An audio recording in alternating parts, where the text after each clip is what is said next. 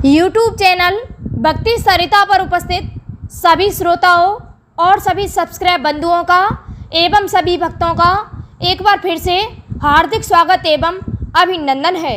भक्तों, आज हम आप सभी को बताएंगे कि श्री कृष्ण की पत्नी माता सत्यभामा पूर्व जन्म में कौन थी, यह किसकी पुत्री थी।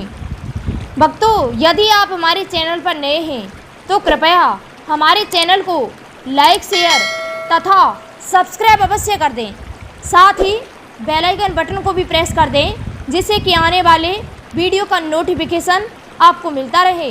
तो आइए हम आप सभी का समय ना लेते हुए वीडियो को प्रारंभ करते हैं। भक्तों, सतयुग के अंत में हरिद्वार में एक श्रेष्ठ ब्राह्मण रहते थे, जिनका नाम देव शर्मा था। वे अत्रि कुल में उत्पन्न हुए थे। भक्तों, देव शर्मा वेद वेदांगों के पारंगत विद्वान थे। उन्हें विद्वान माना जाता था। उनकी अवस्था बहुत अधिक हो चली थी। वे बहुत वृद्ध हो चुके थे, किंतु उनके कोई पुत्र नहीं हुआ। केवल एक कन्या थी, जिसका नाम गुणवती था।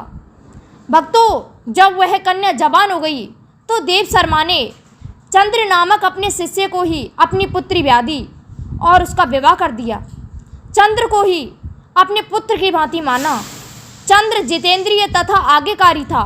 वह देव शर्मा को पिता के समान ही मानकर उनकी सेवा करता था। एक दिन भक्तों क्या हुआ कि देव शर्मा और चंद्र कुश लाने के लिए वन में गए। वहाँ यमराज के समान आकार वाले किसी विकराल राक्षस ने उन दोनों को मार डाला। वे दोनों अपने अपने पुण्यों के प्रभाव से विष्णु लोक को चले गई। उन दोनों के मारे जाने का समाचार सुनकर गुणवती बहुत ही दुखी हुई, विलाप करने लगी। भक्तों, उसने अपने घर का सारा सामान बेचकर अपनी शक्ति के अनुसार उन दोनों का पारलौकिक क्रियाकर्म किया। उसके बाद गुणवती उसी नगर में रहने लगी, निवास करने लगी। जीवित रहने पर भी संसार के लिए गुणवती मर चुकी थी। उसने होश संभालने के बाद से ही मृत्यु पर्यंत 2 व्रतों का विधि पूर्वक पालन किया। एक तो एकादशी का उपवास और दूसरा कार्तिक मास का उपवास किया। इस प्रकार गुणवती प्रतिवर्ष कार्तिक का व्रत किया करती थी। एक समय वह बीमार थी। उसके सारे अंग दुर्बल हो गए थे और ज्वर से बहुत पीड़ित थी। किसी तरह धीरे धीरे चलकर गंगा जी में स्नान करने के लिए गई। जैसे ही जल के भीतर घुसी, शीत से पीड़ित होकर कांपती हुई गिर पड़ी। उस व्याकुलता की दशा में ही उसने देखा आकाश से विमान उतर रहा है। मृत्यु के पश्चात वह दिव्य रूप से उस विमान में बैठकर वैकुंठ लोक को चली गई। कार्तिक व्रत के पुण्यों से वह भगवान विष्णु के समीप रहने लगी।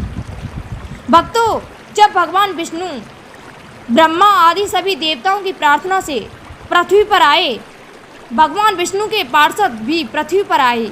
वे सभी यदुवंशी बने। पूर्व जन्म के देव शर्मा सत्राजित हुए और वे चंद्र नामक ब्राह्मण ही अक्रूर जी हुए।